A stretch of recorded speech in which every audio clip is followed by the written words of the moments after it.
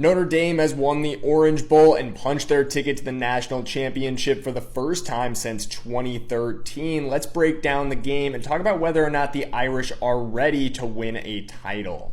First half of this one was not pretty for the Irish. Their injuries on both sides of the ball were showing up. They lost multiple offensive linemen, their starting left tackle and their starting right guard, and missing Riley Mills in the middle of their defensive line was a huge factor, giving up 140 rushing yards in the first half. But the second half is a testament to the grit and overall talent of this team. To come back against a team as good as Penn State is in the fashion that they did was extremely impressive. Finding a way to establish the run with their backups in, getting Riley Leonard back in rhythm despite a few mistakes. It was a great game from Marcus Freeman and the Irish as a whole.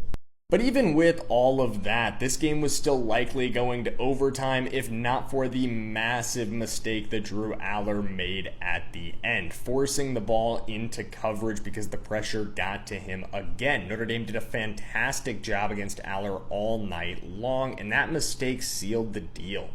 I think we can all agree Notre Dame has now answered the questions about whether or not they deserve to be in the college football playoff and now in the national championship game by virtue of not being in a conference and the loss to NIU, some of which were raised by James Franklin himself. But can they win this national championship game? I think it's going to depend on who they face.